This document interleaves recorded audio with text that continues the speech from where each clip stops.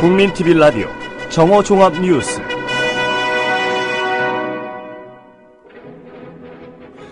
방송통신위원회는 전체 회의를 열고 종합편성사업자 TV조선 JTBC 채널A와 보도채널 사업자인 뉴스Y의 재허가를 사실상 승인했습니다. 의석 130석의 새정치민주연합이 어제 창당 발기인 대회를 개최하고 6.4 지방선거를 향한 본격적인 행보에 들어갔습니다. 서울시 간첩 사건 증거 위조 의혹을 수사하고 있는 검찰이 간첩 혐의 피고인 유우성 씨의 출입경 기록과 사실 조회서를 입수해 국가정보원에 건넨 협조자가 동일 인물인 사실을 확인하고 소재를 파악하고 있습니다. 우크라이나 크림공화국에서 실시된 주민투표에서 93%가 크림의 러시아 귀속에 찬성한 것으로 나타났습니다. 이상은 이 시간 주요 뉴스입니다.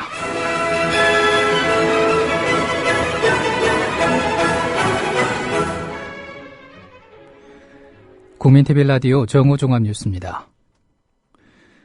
방송통신위원회는 전체 회의를 열고 종합편성사업자 TV조선 JTBC 채널A와 보도채널 사업자인 뉴스Y의 재허가를 사실상 승인했습니다.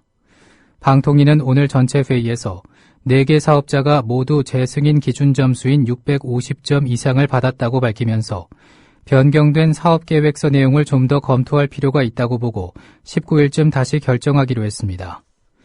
그러나 이들 종편사들의 재승인이 백지화될 가능성은 거의 없어 종편의 숱한 막말과 왜곡 편파 보도를 문제 삼은 언론시민단체의 반발이 예상됩니다. 지난 3일 국회에서 열린 대한민국 방송 이대로 좋은가라는 제목의 토론회에서 최진봉 성공회대 교수의 말을 들어보시겠습니다. 종편이 현재 엄청난 적자를 내고 있는 거 여러분 다 아실 겁니다. 재무 건전성이 좋을 수 없는 상황에서 자료 제출에 대한 검토를 통해서 종편의 재무 건전성이 높은 것으로 평가한 것은 평가의 신뢰성이 의심되는 부분이라고 볼 수 있겠습니다. 그러면 종편 재승인 심사 어떻게 할까요? 이것도 여러 번 얘기했는데 이게 실현이 안 되고 지금 안 되고 있어서 문제라고 볼 수 있겠습니다. 몇 가지를 말씀드리겠습니다. 가장 중요한 문제는 비계량 항목입니다. 비계량 항목을 최소화해서 계량화해야 되는데 너무 황당하고 웃기는 거는요. 방송평가, 매년 실시하는 2년마다 실시하는 방송평가에 보면 항목이 거의 비슷해요. 재승인 심사 내용하고 별 차이가 없습니다. 그런데 방송평가에는 많이 계량화되어 있어요, 거기는. 그런데 왜 재승인 심사, 종편 재승인 심사에만 이걸 비계량으로 자꾸 바꾸냐고요. 그 계량화할 수 있는 내용도 비계량으로 놔둬서 결국은 제대로 평가를 할 수 없도록 만들고 심사위원이 누가 되느냐에 따라서 결과가 완전히 뒤바뀌도록 만들어 놓는다는 거죠. 계량화하지 않는 것은 결국 심사위원을 누구로 선임하나의 결정권이 있게 되는 것이고 그것이 결국 심사 결과에 절대적인 영향을 미칠 수밖에 없다는 겁니다. 의석 130석의 새정치민주연합이 어제 창당 발기인 대회를 개최하고 6.4 지방선거를 향한 본격적인 행보에 들어갔습니다. 새정치민주연합 창준위는 창당 발기인 660명 중 409명이 참석한 가운데 창당 발기인 대회를 열고 당명을 새정치민주연합으로 창당준비위원장을 안철수, 김한길 발기인으로 확정하고 창당 발기 선언문을 채택했습니다. 안철수 위원장은 인사말을 통해서 오늘은 이전과는 다른 새로운 비전을 가진 정당이 첫 발을 내딛는 역사적인 순간이라며 언제까지 이념과 지역의 안주에 권력만 탐할 수 없다.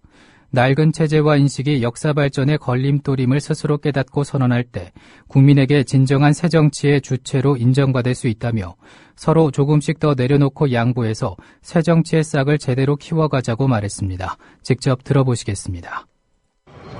여러분, 새정치는 국민을 두려워하고 약속은 반드시 실천하는 정치입니다.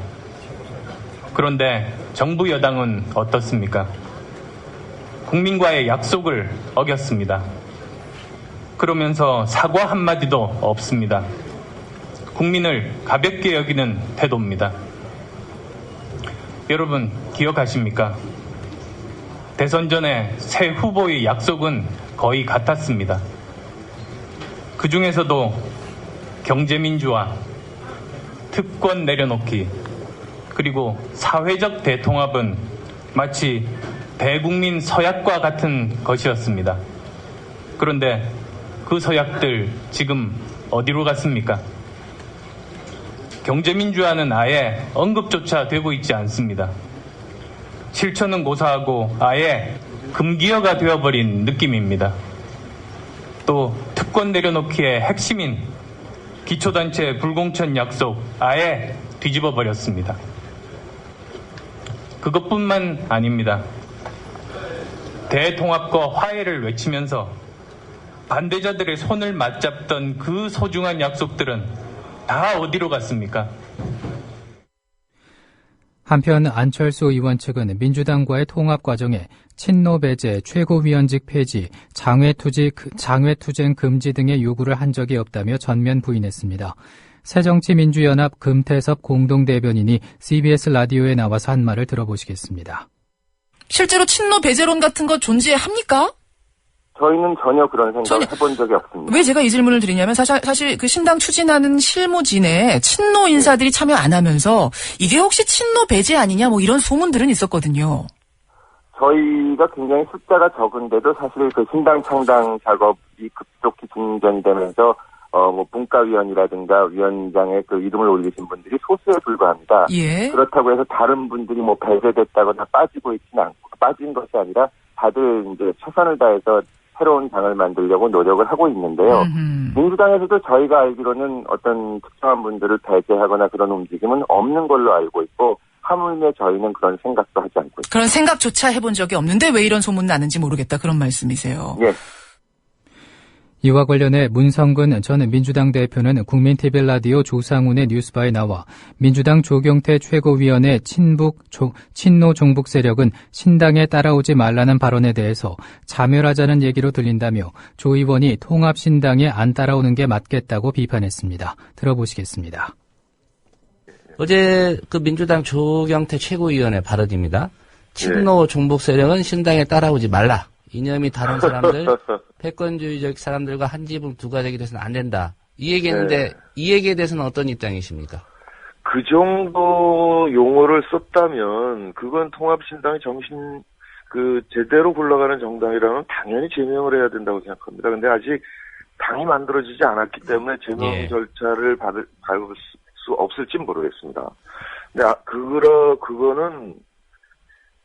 그건 거의 이건 뭐라고 얘기해야 되나요?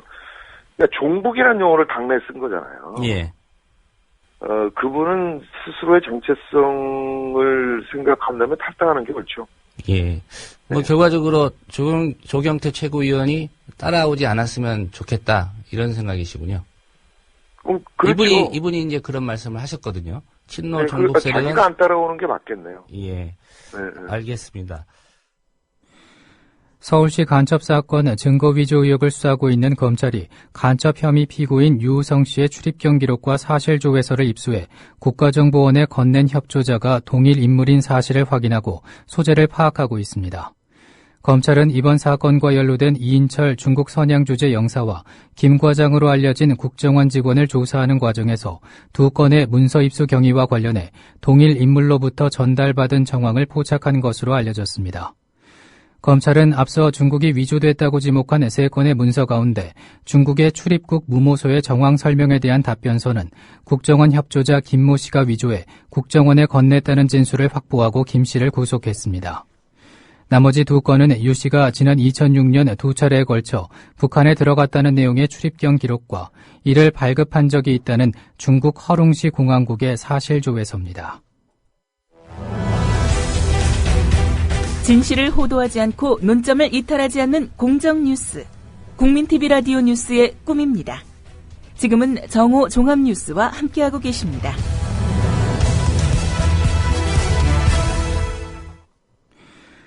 우크라이나 크림 공화국에서 실시된 주민투표에서 93%가 크림의 러시아 귀속에 찬성한 것으로 출구조사 결과가 나타났습니다. 크림 정치사회연구소는 주민투표가 종료된 뒤 발표한 출구조사 결과에서 크림의 러시아 귀속에 93%가 찬성했고 7%가 1992년 크림 헌법 복원과 크림의 우크라이나 잔류에 찬성했다고 밝혔습니다. 1992년 헌법은 크림이 광범위한 자주권을 가진 자치공화국으로 우크라이나에 잔류하는 내용을 담고 있습니다. 이 같은 출구조사 결과는 투표가 실시된 크림공화국과 세바스토폴 특별시의 유권자들을 상대로 실시한 조사에서 나왔습니다. 이와 관련해 고재남 국립외교원 유럽아프리카 연구부 교수는 YTN 라디오에 나와 다음과 같이 말했습니다. 푸틴도 이 선택을 함에 있어서 상당히 고심을 할 것 같은 생각이 좀 드는데요. 예. 어떻게 보면은 지금 크림 반도를 러시아로 기속시킬 수 있는 절호 기회이지 않습니까? 예. 또 그 국내 어떤 그 여론들도 병합을 기속 내지는 병합을 강력하게 주장을 하고 있고, 그런데 저희가 볼 때도 현실적인 방안은 의회에서 그런 조치를 취하더라도 당장은 서명하지 않아서 놔두면서 예. 우크라이나 정부 내지는 그 대서방에 대한 영향력이랄까, 그리고 또 협상의 지렛대로 놔두지 않겠느냐. 다시 말씀드려서 예. 크림 자치공을 사실상 어떤 그 독립국으로 그냥 놔두면서 병합 조치 내지는 기속 조치는 그냥 당장 취하지 않고 분위기를 봐가면서 중장기적인 과제로 남겨놓지 않겠냐 하는 생각이 좀 듭니다. 서울시 교육청 산하기관이 문용린 서울시 교육감의 책 632만 원어치 1,300여 권을 학부모들에게 공짜로 나눠준 것으로 드러나 서울시 선거관리위원회가 조사에 들어갔습니다.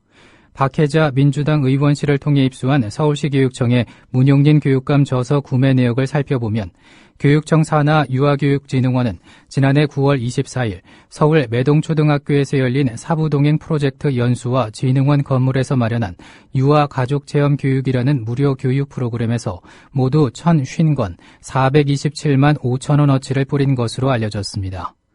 현행 공직선거법 114조는 후보자 또는 후보자가 되고자 하는 자와 관계 있는 법인 단체 또는 그 임직원은 후보자를 위해 일체의 기부 행위를 할 수 없다고 규정하고 있습니다. 이에 대해 문 교육감은 나는 보고받은 적도 없고 모르는 일이라고 말한 것으로 한겨레가 전했습니다.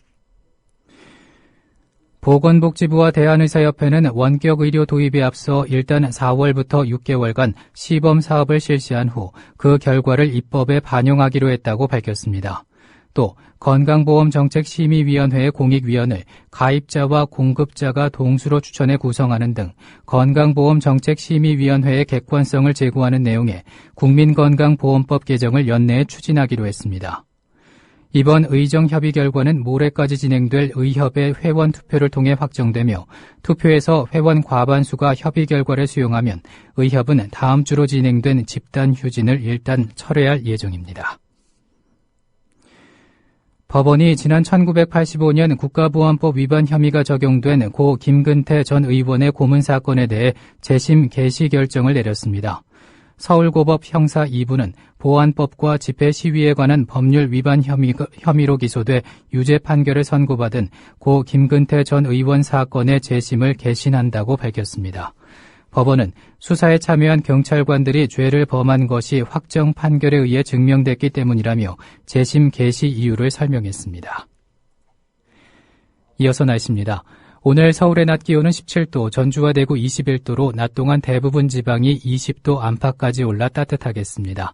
밤부터는 비가 전국에 내릴 것으로 전망됩니다. 서울 지방의 지금 기온은 13.9도, 습도는 68%입니다.